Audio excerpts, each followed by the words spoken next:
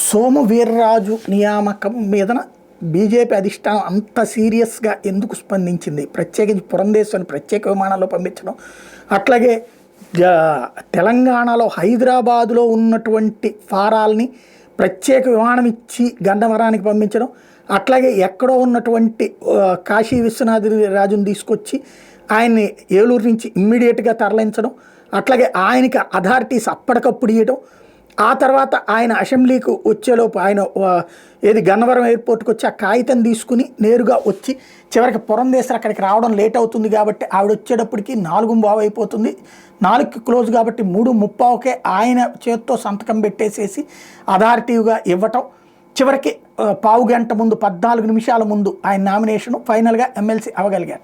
కానీ ఎమ్మెల్సీ అవ్వకుండా ఆగడానికి ఇన్ని పరిణామాలు ఇంత సీరియస్గా తీసుకోవడానికి కారణం ఎమ్మెల్సీ సీటు బీజేపీ అడిగితే జాతీయ స్థాయిలో ఒప్పుకున్నారు.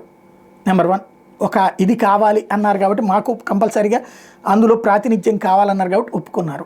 అయితే బీజేపీ రాష్ట్ర నాయకత్వం ద్వారా పంపించారా లేకపోతే తెలుగుదేశమే నేరుగా ప్రపోజ్ చేసిందో తెలియదు, కానీ 2 పేర్లు ఢిల్లీకి ప్రపోజల్ వెళ్ళాయట.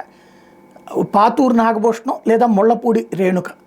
ఇందులో ఒక కాన్సెప్ట్ ఏంటంటే తెలుగుదేశం బీసీకి 2 బీసీలకు ఒక ఎస్సీకి ఇచ్చేసింది కాబట్టి, జనసేన కాపుకి ఇచ్చింది కాబట్టి కమ్మ సామాజిక వర్గం నుంచి త్రూ బీజేపీ ద్వారా ఇప్పించాలన్నటువంటి ప్రయత్నం జరిగింది. అందులో వీళ్ళిద్దరూ మాజీ తెలుగుదేశం పార్టీనే కాబట్టి ఆ రూట్లో ఇప్పించే ప్రయత్నం జరిగింది. కానీ బీజేపీ అధినాయకత్వం సొంత పార్టీ వాళ్ళకి ఇవ్వాల్సిందేనన్నటువంటి కాన్సెప్ట్తో ఇంత జరిగింది అన్నటువంటి పాయింట్ ఇప్పుడు ఢిల్లీ సర్కిల్స్లో వినబడుతున్న చర్చ.